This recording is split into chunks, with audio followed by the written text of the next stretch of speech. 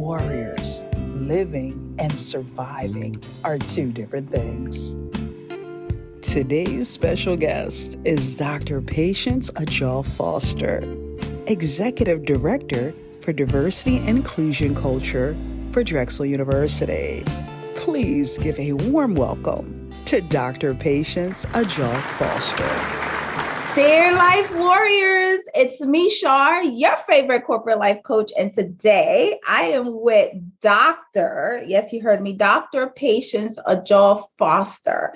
She is Executive Director for Drexel University, Executive Director for Diversity and Inclusive Culture for Drexel University. We're going to hear all about that. Guess what else? People, guess what else? She speaks 5 languages. I don't know. I've never met anyone that has spoken 5 languages. So we're going to get to the bottom of her life story today. I can't wait for her to share all her nuggets. But for right now, please welcome Dr. Patience. Thank you. Thank you. Hi, Shar. Hi. Hello. It's really a pleasure to be here. Thank you so much for joining me. I know that, everyone's at this time of the year, it's getting a little busy for people. So it's kind of hard to just sit back and relax and have a conversation. But I'm a little bit intrigued with your journey and the fact where you are now, heading that department at Drexel University? Yes, I'm in the Office of Diversity and Office of Equality and Diversity. I was like, for a moment there, I don't know my own office that I work in, but that's the office that I'm in at Drexel. And really our office is the university's hub for DEI. As Leah Smiley, who's with the Society for Diversity Professionals, talks about that if we look at DEI as technology, right? Like, I don't care what sort of trade or profession you're in. If you live particularly in the United States or anywhere in the world for that matter, people have cell phones, right? Like you have some proficiency with technology. And so but you still have the folks who do technology as their job. So if we're looking at it in terms of diversity, equity, and inclusion, what I think is really important to notice is that while our office may be the hub, it's really a responsibility for all of us as people within the organization to know how to interact across difference, to know how to work with people who are different from us, and to be able to really engage so that we're creating this environment where everyone feels a sense of belonging. And that's the only way people can thrive. Right. But for university, I think that might be, it sounds like it might be difficult to do. What does that actually look like in the university where you're trying to give everyone a sense of belonging? Because I know university, you have a lot of adjunct professors. It's like you're not seeing the same people all the time. Everyone is pretty much spread out, and I'm not even sure, is it fully virtually right now, or you have, students back in, but what does that look like? How do you accomplish that? So I think part of it is really providing people with this, what I call a superordinate goal, or, what is something that we can all stand behind? What is something that I can see myself as a part of that? And then we can look at, and what does that look like for students? What does that look like for faculty? What does that look like for professional staff? What does that look like for the union members of our group as well? And what does that look like for the community in which we're nested in? So at Drexel, we're in West Philadelphia.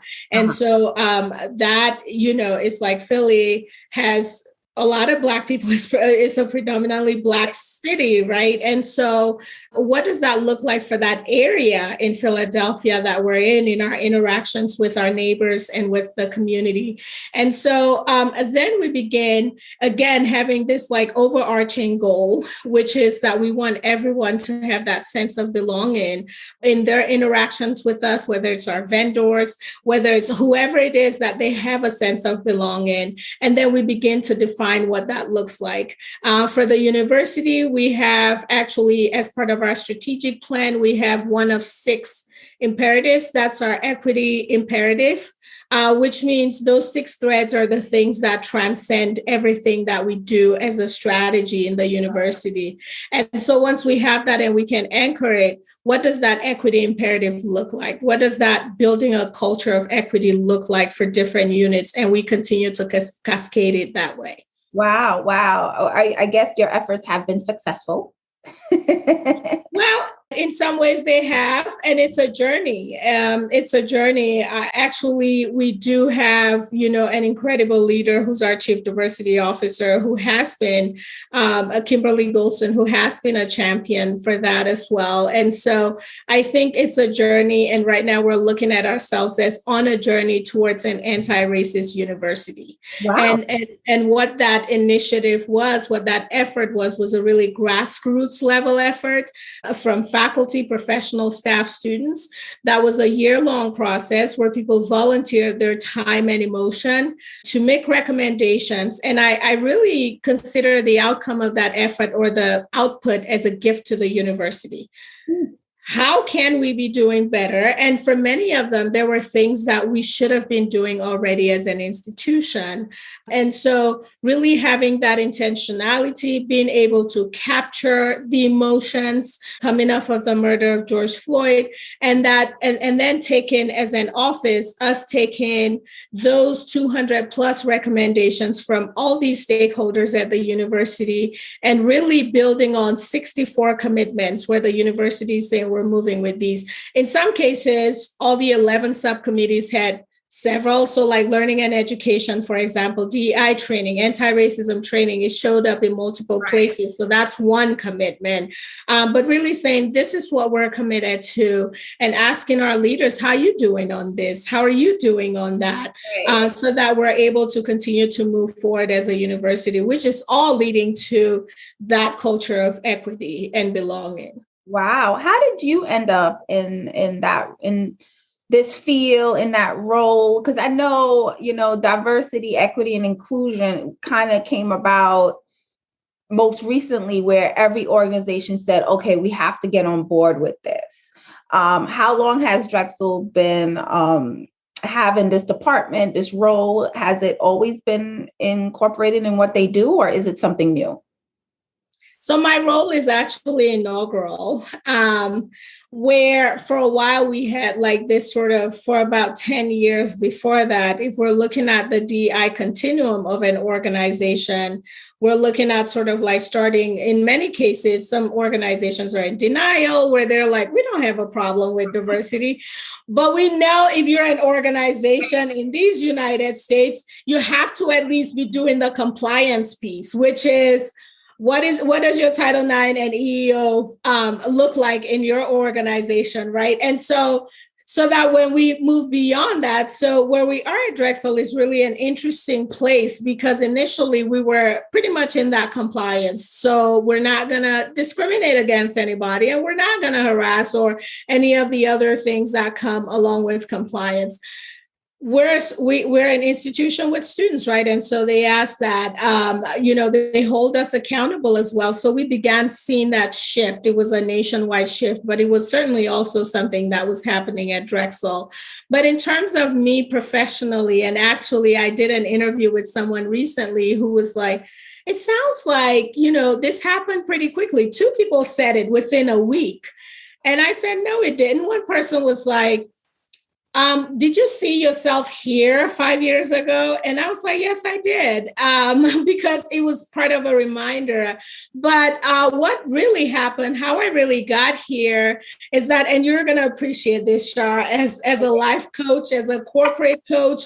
So, after baby, I have a 5-year-old son, but I noticed that at the time, I would go to work, come back, and everything was a transaction, including nursing the baby. Wow. And I was like, if I've waited this long to have this baby, he didn't ask to come into my life, then the very least I need to be doing is to be present, to be working on being present and be intentional about it. This cannot be something that I'm crossing off my list. Did you do the water bottles? Did you do this? Did you do that? Did you pack your bag for work tomorrow? Okay. what else do we have on the task list? And so I was just having I had a lunch with a friend. He was like 6 months old at the time. And I was like, I really like what I'm doing. I was a program manager at the time. I said, I really like what I'm doing, but I feel like it does nothing for me.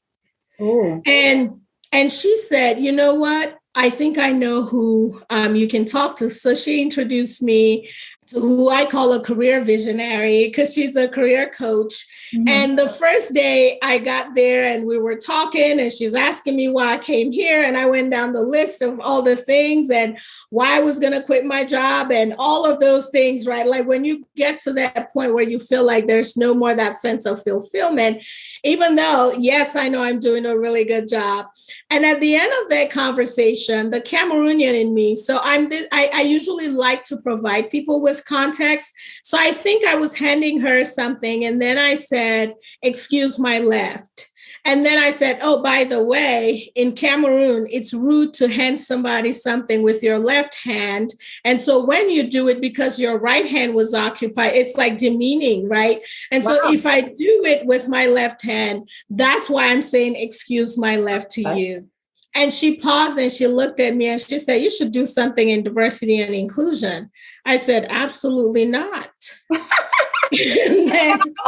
I said, absolutely not. And then 5 sessions in, I came back and I was like, I think I'm going to do something on diversity and inclusion. Like that's going to be one of the possibilities that I'm opening it up for. Right. And why the initial reaction of a no? That was her question, right? And really her question was, what changed? Yeah. And I said, I had to go through myself. I had to grapple with that. Mm-hmm. And for me, and then I realized that strong sense of sort of like no was because of my identity as a Black woman. Oh. That the diversity and inclusion, because part of it is, it's almost like I'm trying to justify that I'm worthy of taking up the space that I'm taking as a Black woman. Oh. And that's a part of sort of where diversity and inclusion, right? I was looking around and it was mostly Black women. And I had no problem, engaging across difference. I was born and raised in Cameroon, part of the 5 languages. Lived in Germany for a while, went to an HBC. So I really I've been like fortunate and privileged to be in spaces where I'm constantly being nested in cultures that are different from the ones that I'm familiar with. I'm married to a guy from Pittsburgh, and I can tell you about our food journey, which is just a representation of the growth in the marriage and in the relationship, right? But that for me, I was thinking about what the perception might be. Yeah. Here's another Black woman telling us about why we should hire Black people. Oh, gosh. So that's sort of where that strong no was. And I had to go through a process of getting to a so what? Right. The so what? So what if they say that? So that an important part of it is me being okay. Yeah. With whatever the process. Like, do you remember what your process looks like? Because I know everyone, when they start to, go through their own transformational journey, get into that so what kind of attitude. This is me, this is my authentic self. Yes, I could do this job. Yes, I'm great. I'm confident. That journey, some actually don't even realize they're going through it and don't remember it. Do you remember your process and your journey? Did you do anything special to get to that point? I think, as I mentioned, this was with a coach, so that the activities that I was doing as a part of the coaching, like another one that I thought was really impactful, what was happening was also that I took my strengths for granted, right? Like where I was just like, doesn't everybody do that? Right. Doesn't, where you're just like, and one of the activities that I engaged in as part of that process, like, of course, we did the Myers-Briggs levels 1 and 2, and then we did a couple of assessments as well as a part of the process. But one of the ones was this sort of like a positive feedback, which looks like an appreciative inquiry, feedback inquiry. And my assignment was to ask 4 people I worked with some very specific questions. And so then I asked those questions, and then I came back to her and I was like, I didn't really get anything out of it, right? And she's looking at it and she's like, do you see this one? Do you see that one? Do you see that one? What it was because all of those things I was aware of about myself, but I took them for granted. I felt like, well, isn't everybody a stabilizing force at work? Where if the building is collapsing, you want them to, like all of those things where she's like, that's not everybody, right. Like these are things that you should embrace. I should also note that in my department where I was working, we were going through a journey. And to your point about higher ed and academia, we had we had just concluded a hire. And my department head, who was my supervisor at the time, was just grappling with, I was hoping the outcome will be different. Again, that we would maybe increase representation of Black faculty in our department or what have you. And I looked at him and I said, actually, I was hoping that the Black woman who was a finalist for the position wouldn't get it. Wow. And he looked at me and he said, why? I said, because this department's not ready for Black faculty. Listen, she'll come in here. Do you know how many times, sorry to cut you that, because I do, I'm from an HR background as well. Do you know how many times I've had to say that about candidates where I'm like, wow, this place is not ready for that individual. And if we hire that individual, we're going to make their life so miserable because they're going to try to be innovative. They're going to try to implement a lot of things that's necessary and needed. But unfortunately, the organization is not ready for that. Nowhere near. And wow. And the fact that he was asking that question and that he was grappling with it was also an opportunity for me. And we had established that trusting relationship where I could be like, yeah, you're not ready. And I also, it was important enough for me not to care about whether there was going to be some retaliation. Right. At the same time, he received the feedback in the way that it was intended. And he asked me, so what can we do? And I said, and he asked me if I will lead it. And I said, well, first of all, I want to be sure that the direction we're going, that I have the skills and the right skills. I want to check in with the industry. And so he paid for me to get my certified diversity professional certification. Nice. Because I said, if I'm going to do it, we have to make sure that, again, it's not just passion driven, but that we actually have the skills to sustain it. And what was the outcome of that ultimately was a year-long process at the department, but that resulted in the department actually designating 2 positions, tenure track positions, specifically to the area of Black health. And that's something that, typically, if you know anything about the politics of academia, that's really a fit in of itself. And that work really laid the foundation. Our School of Public Health right now is hiring a cluster in health disparities. It laid the foundation. That work laid the foundation in establishing my own credibility as well, right? So that where I could then transcend this sort of like faculty culture, I got an understanding about it, and also have that credibility with leadership as well to be able to say no, and that I'm not going to be quiet. And I remember, again, going back to part of that journey. So there was this real thing happening at work where I was like, okay, you have this access patients that you can really make change about. Are you going to sit in your feelings about being a Black woman and diversity work is too hard and so on and so forth? No. And so that I was like, all right, I'm going to commit to this and really begin, moving up in that direction.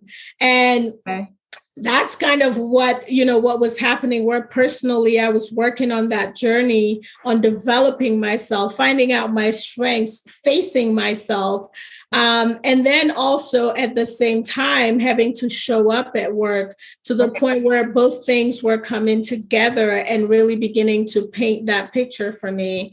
And I remember I was in that position for 5 years, and I remember in my last evaluation, and I think this is something that is important for us as people of color to know in the workplace, for, just in terms of how we think about that intentionality in mapping out what's next for me. So that with him in that evaluation, and I've done this now with a couple of managers I've had, I sat there and he was talking about opportunities for the next year and, promotion and this, that, and the other. And I said, thank you, but actually for next year, I want to transition out of this position.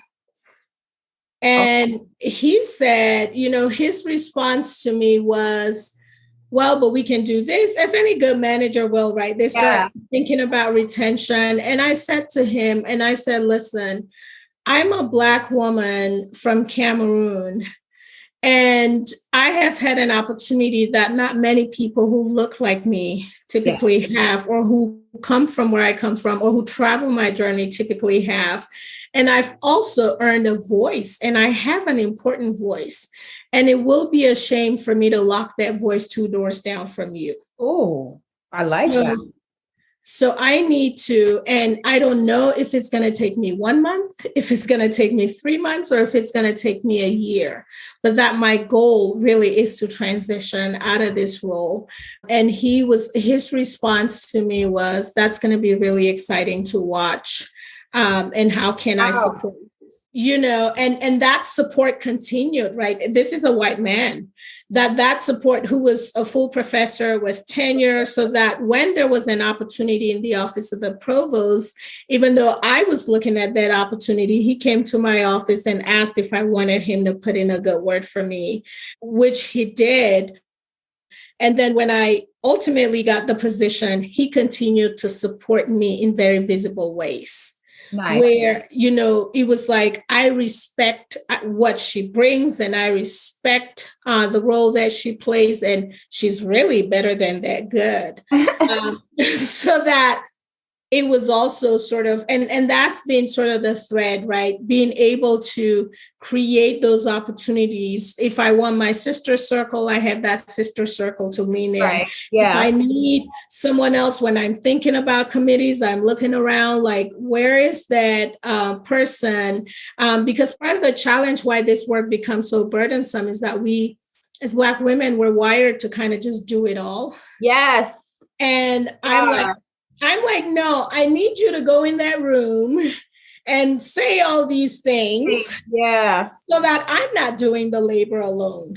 Right. And having had those relationships, it really does make a difference in advancing the work. Wow. Yeah. You said so many important things. We are wired to think that we should just do it all. Or I know my issue is I feel like I know what I want, so I'm just going to get it done the way that I want it done. No one could do it as good as I can. So I had to learn that in my career too, that delegation is important, because at the end of the day, it is a support system within. If you're running a department, you have to lean on the people that work for you. And at the end of the day, I also know that if I don't delegate, I am going to run myself ragged, and I will probably not do the best job I possibly can because I'm trying to do it all. So do you find challenges with the diversity and inclusive culture? I actually like that. Your title is inclusive culture. And I like that they embedded that as a title. Does it come with challenges, or is it something that is, easy to accomplish? I think it does come with a lot of challenges, particularly in the last year. And I think one thing about diversity is that it's so personal to people, and it only works when it's personal, so that whatever we're doing, everyone's thinking about it from their perspective and their vantage point. And people have opinions about how that might work for them and what that might look like for them. Right. And so I think what's really important is that as we think about who else should be a part of that, thinking about who else should be walking that journey with us, I think one of the things that has been really interesting in the last year in particular is navigating sort of this the voices, especially the voices that I carry with me. Yeah.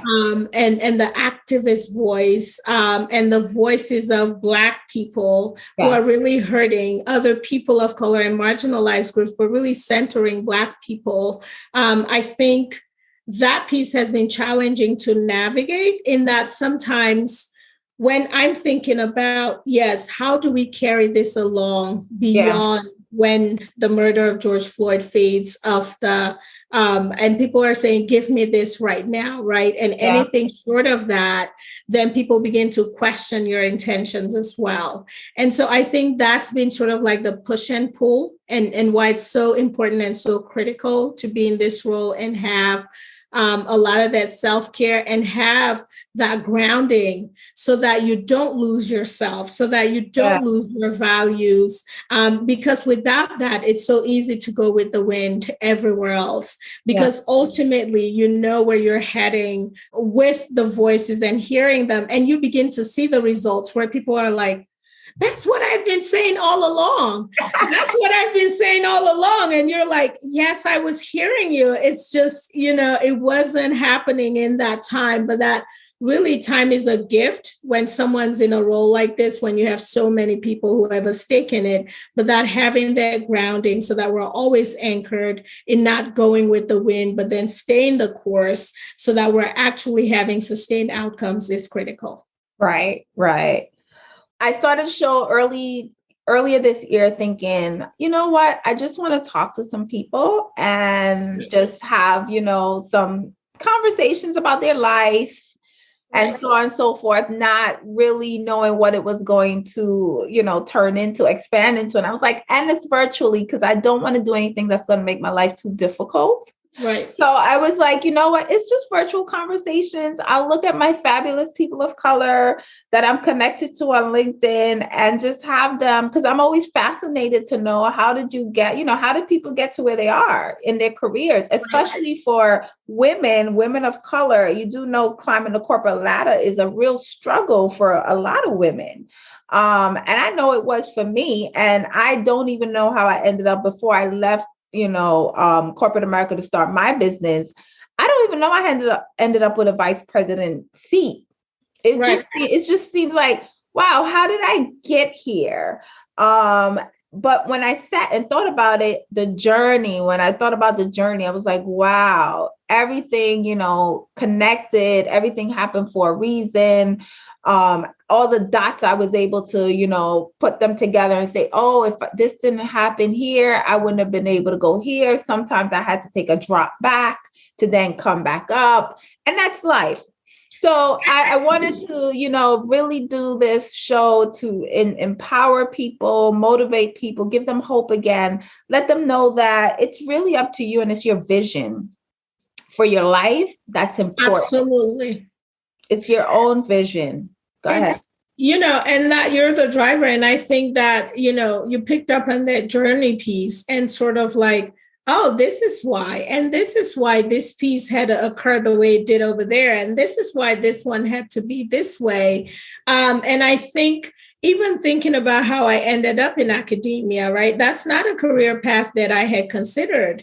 But my husband was active duty military. And so I was like, what's a portable career? I was thinking I was going to be working with women in sub-Saharan Africa, like traveling the globe. I envisioned myself working in some prominent international NGO or, in the United Nations, something. That's sort of like the path that I had for myself. And to your point, it's like all of those pieces do end up converging. They do. Yeah.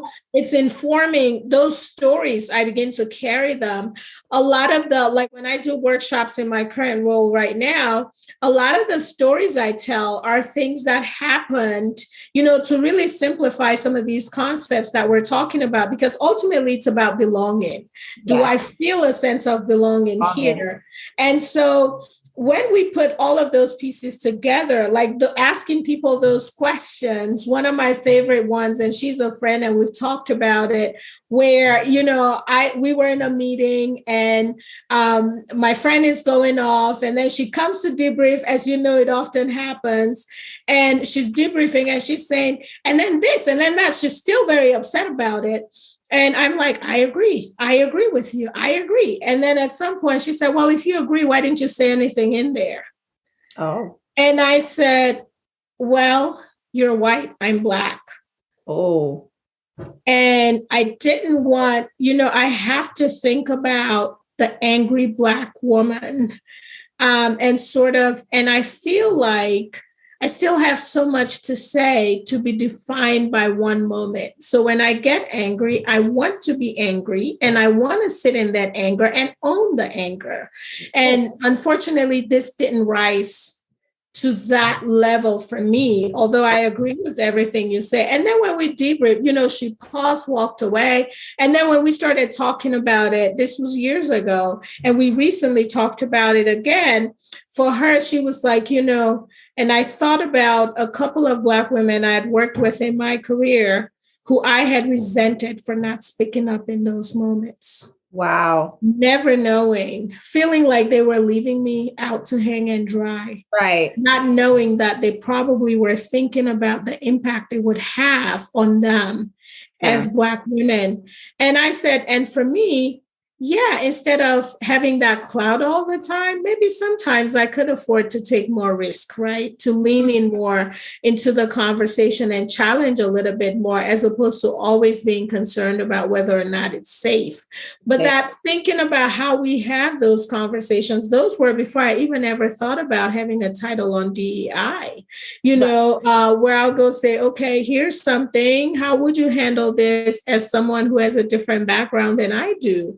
But that those things, being clear on the goal that we want, or sort of what I want, because I can only control me. I can't control how the person receiving the message. And I think those things, building those relationships across difference, really help to facilitate, because I'm a Black woman. Don't say I'm a strong Black woman, because I am a Black woman who's strong, who's emotional, who's joyful, who's happy, like all of those things. I embrace all of it. Don't put me in just one of those corners. Who gets angry too, a lot. Right. all women get angry. Right. All women, all colors. It's not, I don't know why they made this angry Black woman a theme, when the reality is that's not what it is. When we voice our opinions on how we feel about what's being done to us, we are now angry. And all women voice their opinions, and all women of all walks of life and all color at some point get angry about something. It's an emotion. Experience it. I remember when my 2-year-old started having tantrums, he'll go on the floor and I'm like, anger is an emotion, experience it. And then he'll look up like, this woman is probably crazy. Like, why is she not more? I love that. Angry, you heard that, my life words. Angry is an emotion, experience it. Yes. I like that. Yes. And it's okay to experience it. It's okay to own it. Like Patience said, own your anger. If you're upset, own it. Own your anger. And we just came back from a family trip, and we were on the beach. It was like extended family trip. And we were on the beach, and then we go get food. We walk back. This is at Siesta Key, which is it's a long walk to where you get closer to the water and where you go get food for the kids. We had 7 kids in our party. So then we get there and we find out that one of the meals was missing, and it's what my 16-year-old nephew had ordered. So he was like, I'll just go back and get it. So I give him the receipt, right? Like, okay, here's the receipt, go back and get it. Then he calls moments later and saying they're refusing to give it. By this point, his dad, my brother-in-law, is walking over there, because he was like, they're going to see a young Black boy. And it's unfortunate that they're going to see a young Black boy, and then they're going to be like, so by that point, we get the call. My sister gets the call. So I'm walking over there, and I'm annoyed that I have to walk through this sand again. Right. So then I get up there, and my brother-in-law is like, oh, no, they're making it. I said, okay, I was just coming just in case, because I came here with him to get the food. I walk back to the beach, and my brother-in-law calls me, and he's like, they're saying I wasn't here. So, now I'm angry. I'm like, you got to walk back. Yes. I'm like, I got to walk through this sand again and all of these things. And now you're making me, I'm like, ooh, somebody's getting my wrath. When I get to the other side of this pain that I'm feeling, because if you've ever walked on sand, people, you know. My goodness. And it's a long walk. And I'm like, how dare you? So now it's also a matter of principle, right? I'm like, we bought lunch for 7 kids for $121. Right. You think we're going to want to, rip you off of free $10? Like some things just don't make sense. So I'm walking there like my ears are burning and I'm going through all the things that I'm going to read to those folks. Like, I don't care. I'm causing a scene because I'm angry. And then fortunately I get there and my brother-in-law is like, okay, call the guy back over. They call him over and he's like, I gave you your food. I'm like, no, you did not. He's like, I did. I'm like, no, you did not. And then the other girl is seeing kind of where this is going. And she's like, just make their food and give it to them. Right. And they made it. I'm like, but anyway, those are some, touch any of mine and you will experience my anger, my wrath. Yes. And my justified rage, like any woman would, not just a Black woman. Absolutely. So, yeah. But anyway, I think, we get robbed of that sometimes. Yeah. Especially in the workplace, in a professional setting. And I'm like, no, when I do want to be angry, I need to be angry, right? Like, but thinking about, again, in a professional setting, what's the why? Why is this so important to me that I'm willing to take this risk? Right. And care. Like in that case, it's my child, it's my nephew. So yes, it's worth everything. Right. Now he knows that you can't question whether or not, right? Like we have these values about telling the truth and now he's telling the truth and you're making him feel like something's wrong about what he said. His truth don't matter and his truth is a lie. Exactly. But yeah, so I just think about sort of all the things that would happen, which I reference as the life that I've lived, where there's all this DEI work happening already. Like I have the capacity to sit down and explain to you where I'm coming from and why I'm doing these things so that hopefully we're building the relationship so that when I don't have the capacity, you're doing the explaining. And oh, by the way, I don't get access to all the clubs, right? I don't sit in white spaces. Right. And so there are some spaces that I'm not there. And I need y'all to be doing some of the work in those spaces, regardless of your background. So really, those are some of the important things to me. Like, what is the end goal? And the end goal is that we don't want to replace anyone. I love being a Black woman. I love the skin that I love everything about my Blackness. And so I have no desire to be anyone but Black. Right. And I'm okay with that. The question is, are you okay with it? Oh. And how do we get to a place where we're, where I can just show up and take up space and be? I could just show up. I love that. Listen, the question is, are you okay with my Blackness? I love that. I love that, Patience. Oh my gosh. Because oftentimes you're so right. We're trying to figure out, how can I fit in or how can I be, want to join the club or how can I have this seat at the table? And the truth is, the question is, are you okay? I know I am. I love who I am. I am, beautiful, smart, intelligent. I could do anything in this world I put my mind to. That much I know. The question is, are you okay with who I am? And if you're not, figure it out, right? Because go on with yourself. I'm just gonna be here. Listen. Here. And I'm not gonna allow you to get in my way. How about that? Yeah, still here. Still here and still moving. I'm so proud of you. Oh my gosh. Really quickly before I let you go, what are the 5 languages that you speak? So is Patois one of them? Because yes, because Pidgin English, right? Like it's how Patois varies from one place. But I'm talking Jamaican Patois, but okay. Yeah, Jamaican Patois. Sometimes I'll pick stuff here and there, especially when I'm hanging out with my Jamaican friends. They'll say stuff, and then the other things is the sounds that we make, and those are universal where it's like, like those kinds of things. And you know exactly what they're saying about that particular thing. Pidgin English, which is in, Nigeria, Cameroon, Sierra Leone, and a couple of the other West African countries. I grew up speaking 3. So Com is my native language. That's the language my mom spoke to me. That's like, it doesn't matter where I go, I'm always going to be a native of Com. And then Pidgin English is sort of like similar to Jamaica with patois. Okay.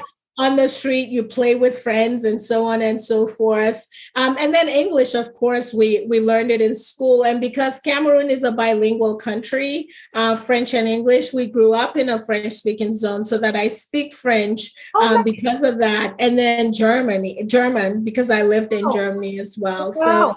Have you ever listened? Because people will look at you and not know you could speak German or any of that. Have you overheard conversation not say that you understand what they're saying, and then they'll be talking about you? Have that ever happened? So that actually happened in West Philly, where we went, my husband and I went to grab some burritos from Chipotle because we love it. And so he was parking the car and I went in to stand in line. There's always a line at that particular one. Of course, I love me some Chipotle too. Exactly. So then he parks the car and then he's walking up and I hear the 2 people behind me saying something about him cutting in line. And so that then they didn't realize that he was coming up to me. And then I just turned around to them in German and I said, "What are you doing over here in the United States?" It doesn't sound as rude in German, because in German, you can just ask people what brings you to this area, right? And they were, it was that initial pause. And then they were here, they were foreign exchange students, but that I just turned around and asked them in German. That's right. I love it. You got to let people know. It's so funny to me. I've always wondered for if that has ever happened, but it has to be the best feeling in the world when you speak back to them. I know exactly what you said. Exactly. I'm not even going to ask you about what you were talking about. Right. I'm just going to engage in small talk with you. Yep. I love it. Thank you so much, Patience. Is there anything you would like to leave our life warriors with to keep them going for the day? Anybody watching this episode, what would you like to say? I think what you shared about the journey and it all coming together to make sense, I think that's important. I recently, I write myself love notes at different times. And recently I found one that I had written when I was 33 years old. And it was just I'm 41. So it was just so interesting how many things on that wish list had been manifested. Oh, love so that I had written that vision and forgotten about it and came back. And I'll go back to things that I wrote down when I was 19. And even when part of that journey you asked earlier on diversity and inclusion, when I was in undergrad going through a workshop and having to write examples of leaders who I admired. And one of the leaders I wrote down, the reason why was because they treated people from different backgrounds with respect and dignity.